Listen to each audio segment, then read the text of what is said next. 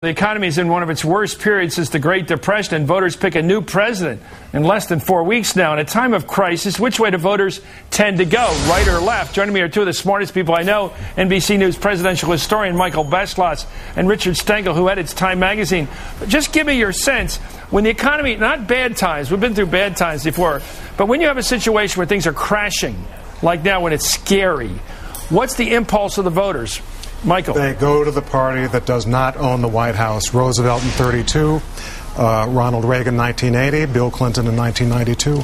They go to the other party. They do. What do you think? What about the ideology? Do they go to the right or left generally, Richard Stengel? Well, Chris, I know you're concerned about whether voters opt for change or security. I think when people are this scared and this nervous, change equals security. I think that's what Michael was suggesting. I mean, if you move away from the party that has brought you that fear, that conveys a certain amount of security. And the reason I ask it is I have a sense that Barack Obama emphasizes the bad times and John McCain emphasizes the crisis, making me think he figures during a time of crisis you embrace security. I think that's right, and also I think that's like why the old hand, the man of the right. I think that's right, and also there's a difference between economics and foreign policy. When there's an economic crisis like the ones I mentioned, you basically throw out the party that owns the White House.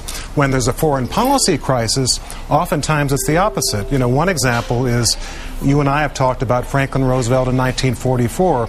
He won against Thomas Dewey, but Roosevelt in private after that election said, if the war had ended before this election, I would have been thrown out because people would have been voting not, we need security from our great leader who's been fighting the war.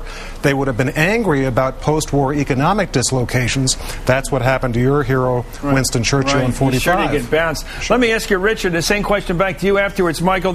Richard, the question is, America has a history of electing people of a certain type, and for almost 200 years it was white Protestant males to the presidency. Now we've broadened it in 1960 to white Christians, if you will, and now we may broaden it further to males this time around. Do we broaden it to people like ex-movie actors and people of perhaps second-rate mind of what's his name was referred to? In other words, do we broaden the standard of admission when times are rough?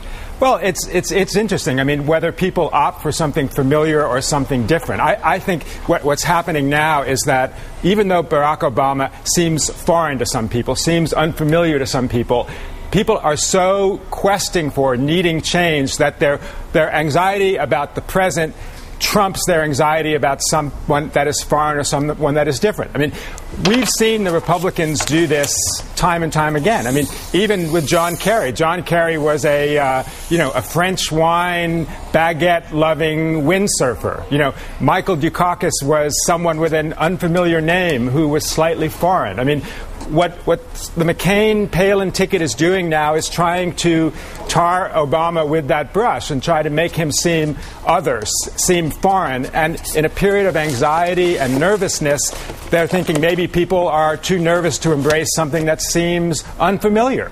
So who wins at a time when you have to choose between the familiar, but that seems like the status quo, and the different that seems too foreign? It does put you in a conflict bind. Is that what the Republicans are trying to do here? Yes, but I think and it hasn't. I'll defer to Rick. Go ahead, Rick.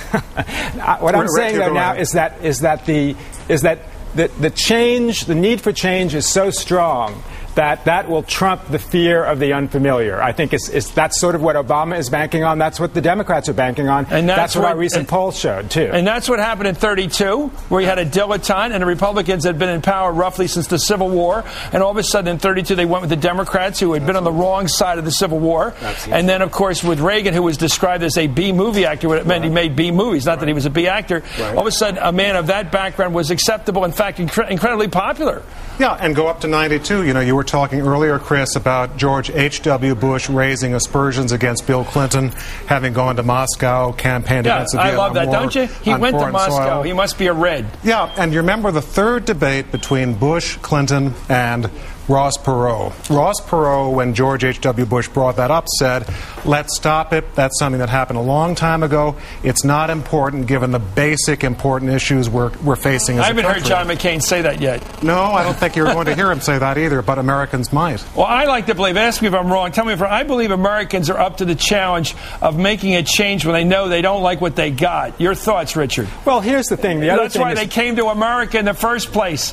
What they had wasn't good enough. That's why people emigrated. Right, and we are a nation of immigrants, but we also are a nation that's changing its face. Look, by 2040, we will be a country that no longer has a white majority. Barack Obama looks like the America that we're becoming. As Richard Rodriguez said, we're no longer white or black, we're a brown country. And Barack Obama stands for that. The question, on some people's minds, I think, and the Republicans, is that are people, other people, our older people, our baby boomers, our certain working class people, so afraid of that nation that's coming, that's inevitable, that they'll turn away from that and embrace a past which in some ways is nostalgia. I mean, part of what Ronald Reagan did. That's exactly what the McCain campaign, led by, what's his name, Stephen Schmidt, is aimed at doing right now. Get people to look backwards, not forward. They know exactly what they're doing. Go to the old people in Florida, the ethnic people in Pennsylvania and in Florida. I know what they're doing. They're scaring them backwards. Anyway, Michael Beschloss, Richard Stengel, thank you.